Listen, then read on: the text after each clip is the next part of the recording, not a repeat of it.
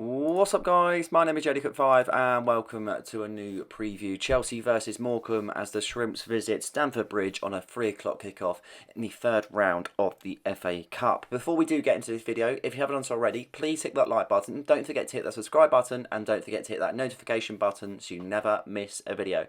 Chelsea versus Morecambe then. The League Two side visits Stamford Bridge in a massive FA Cup clash for themselves as they look to be able to see if they can make it past the first round in their first time in their history, with two teams previously met a couple of years ago on the COVID-19 restrictions, and Frank Lampard took charge when Chelsea cruised to a 4-0 victory. Morecambe's position in terms of being able to face Premier League sides hasn't really exactly worked in their favour, and neither has their league form itself. For Chelsea, we're coming off a back of 4 games where we have without a win, so I think this is a massive confidence booster if we're able to get some goals against the League Two side and really put ourselves in a good position moving forward into the games in the Premier League. There's no reason why we shouldn't be able to win this fixture whatsoever. I think 80% of our games in the third round we've been able to cruise to victory, and at the same time I think it's something that we should be destined for, knowing that the league is definitely out of our reach and it's probably only the Conference League that we might be able to grab hold of.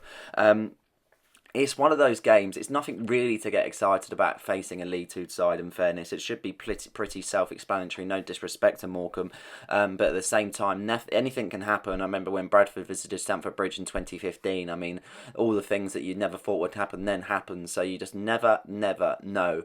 In terms of injuries for Chelsea, obviously we've got still Fofana out, Badiashile out, Lavia is in training but still not fully fit as of yet. Dewsbury Hall is an unspecified, and Chukwuemeka is injured also, with obviously Mudryk still out on a doping test. So yeah, it should be an easy fixture. Obviously I'm not too much about Morecambe. I've done a little bit of the kind of diving in terms of the history and so on and what they're about and everything else, and it's just interesting to see how they kind of operate as a team, in fairness, and they're not doing that well, in fairness. Are currently sitting in League Two and they are 23rd, and they're not looking in a good position whatsoever. They've had 24 games in League Two, won 5, drawn 4 and lost 14. Not good at whatsoever, in fairness, and yeah, it's a bit concerning for themselves as they look to plummet down to the National League. They just haven't had a good season whatsoever. They've always been a decent league side, but it seems to be in recent times they haven't been able to keep that up, and unfortunately, particularly this season, they're definitely plummeting in form. When you look at this as well, I think that you can honestly think they're there for the taking, but I think on their sort of sides of things, they know they've got nothing to lose, so I think it's the case of being able to kind of just give it all their all, and you just never know. It's the FA Cup at the end of the day. Anything can happen in that way. As I say, no disrespect to anything that I mentioned against Morecambe, because obviously we are going to be the superior side, but at the same time, you just never know. It's a game of football at the end of the day, and if we don't turn up and they do, then you just don't know. Looking at their last 6 isn't exactly promising for the Shrimps whatsoever. 6 games, only 1 win. The rest due to losses to Salford, Carlisle, Bromley, Cheltenham and Lincoln City. The only win coming in the new year against Tranmere Rovers in a 2-0 victory. They look like they're able to not really kind of score goals, and they concede them quite frequently. And when you look at this, you can only believe that they're there for the taking just based on the form.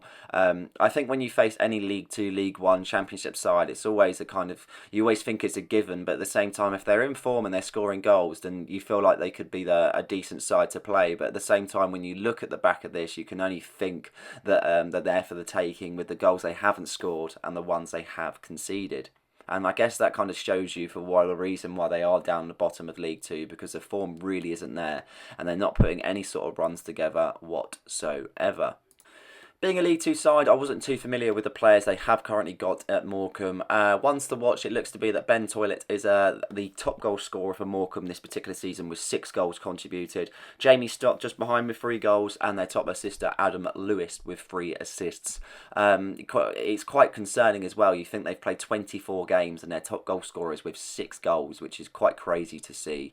And when I was looking at the list below it, there's not really that many other people that really compete. It's just the odd goal here and there. So seems to be that they're their main men to look at. I think they've got Reece Williams as well from Liverpool that's currently on loan, and they've got I think they've got a few other different players that are on loan also, because obviously the financial sides of it aren't exactly going to be the best for themselves. But these are the men to watch for Morecambe, and I reckon if anyone is able to cause a threat, it would be these boys.